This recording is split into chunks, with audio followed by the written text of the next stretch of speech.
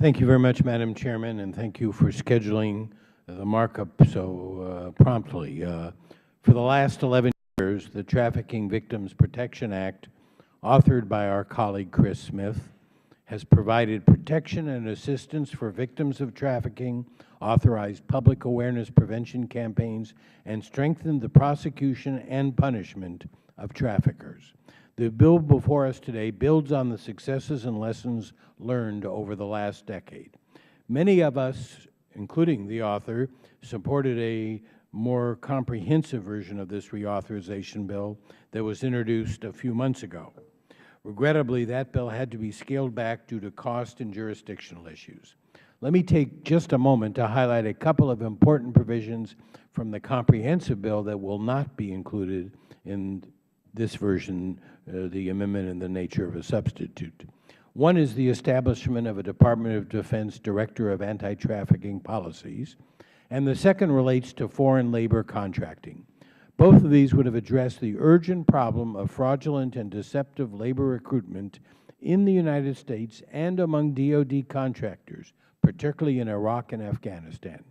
Many of the contractors charge exorbitant fees for their services, forcing workers into debt bondage. Many of the workers are underpaid, ill-treated, and deceived about their conditions of employment.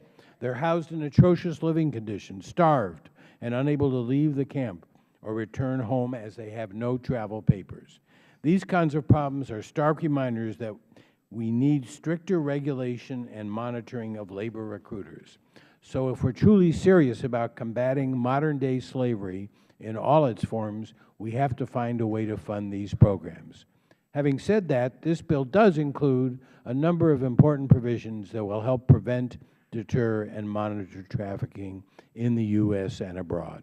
The bill calls on the President to support public-private partnerships to generate youth employment opportunities to prevent trafficking. It asks the President to prioritize initiatives for potential trafficking victims who are also refugees, internally displaced, stateless, victims of natural disasters, and other marginalized communities.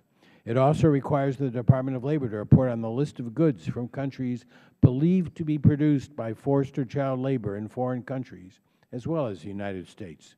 And it encourages the Department of Justice and Health and Human Services to make reasonable efforts to raise public awareness for the National Trafficking Hotline. These are just a few of the ways in which this bill will strengthen our efforts to fight the trafficking of persons worldwide. I commend the author for introducing it, the chairman for setting it for markup, and urge my colleagues to support this legislation.